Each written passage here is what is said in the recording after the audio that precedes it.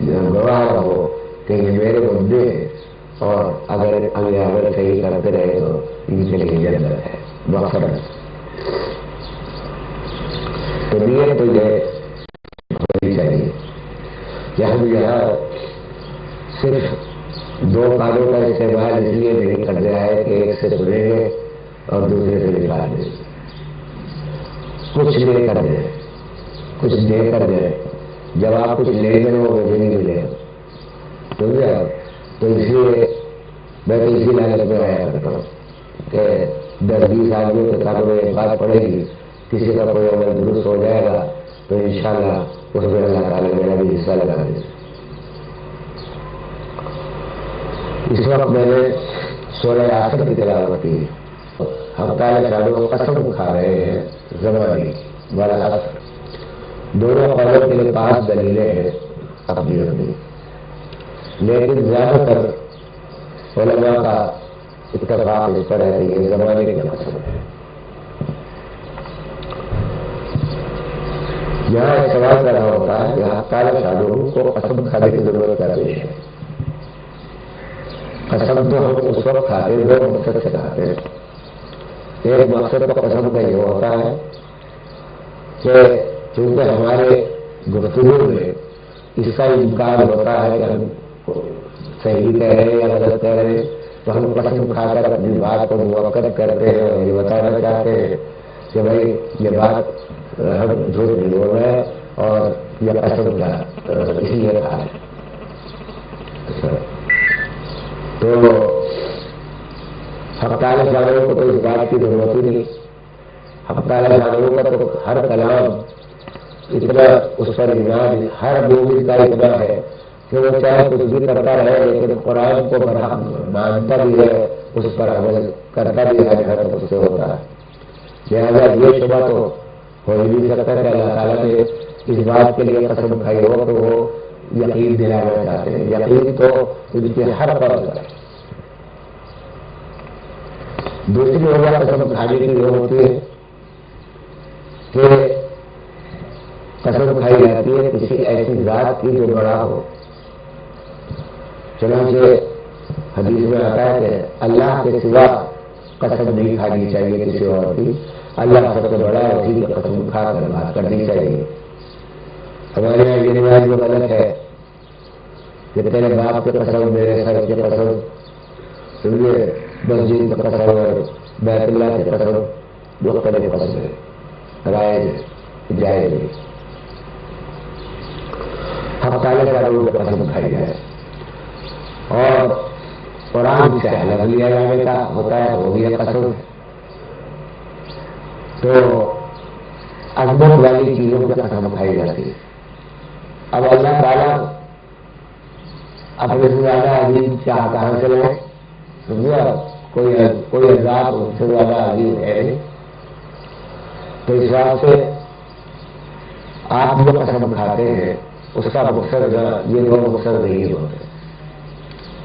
اور قرآن کریم بخاطر پارے عام میں آپ دیکھیں گے کہ قسم بے شمار چیزوں میں دکھائی دے، والشمس وضحاها والقمر اذا تلاها والسماء واللیل، مختلف قسمیں دکھائی دے گی، مختلف چیزیں۔ تو قسم کے مقاصد میں حق تعالیٰ جب وہ قسم کھاتے ہیں اس وقت کہ جب یہ ایک مضمون بیان کرنا ہوتا ہے آگے، تو آپ کی توجہ منعقد کرنے کے لیے کہ دیکھو اللہ کا ہر کلام قابل یقین ہے،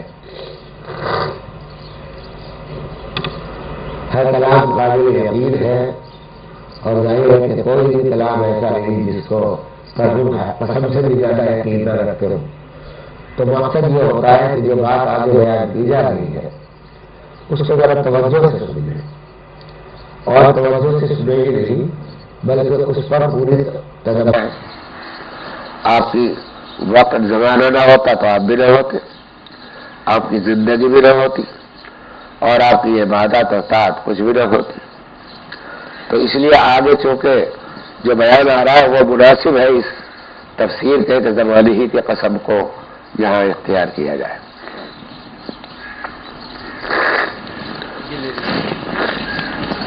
کیا ہے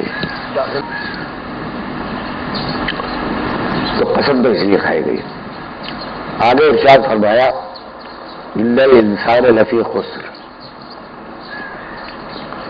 کہ انسان جو ہے وہ گھاٹے میں ہے، وہ بڑے گھاٹے میں ہے، نقصان اٹھا رہا ہے. یہاں انسان کا لفظ ہے، نہ کافر کا، نہ مشرک کا، نہ مسلم کا، ہر انسان گھاٹے میں ہے. یہ گھاٹا کیا ہے؟ گھاٹا یہ ہے کہ آپ کو جو مہلت حیات ملی ہے وہ متعین ہے. زندگی کی جو مقدار آپ کے پاس ہے وہ متعین ہے. اب جو وقت گزر رہا ہے وہ آپ کے اس اساس حیات سے کم ہو رہا. تو ہر لمحہ آپ گھاٹے کی طرف جا رہے ہیں، آپ اپنے یہ احساسہ کھو رہے ہیں. اور جو سیکنڈ، لمحہ، منٹ، سال، گھنٹہ جو گزر گیا اسے واپس لانے کی کوئی شکل نہیں ہے، اس کا کوئی ازالہ ممکن نہیں. لہذا ایک تو یہ بتایا کہ انسان گھاٹے میں ہے، اور یہ گھاٹا ایسا ہے کہ اس کا کوئی یعنی بدل نہیں ہے.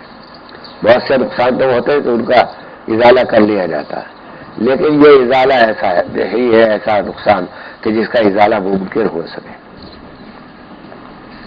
اس لیے انسان کا لفظ کہہ کر یہ بتایا یہ سب کے لیے عام ہے، چاہے کافر ہو مشرک ہو. سب آگے ایک خوشخبری ہے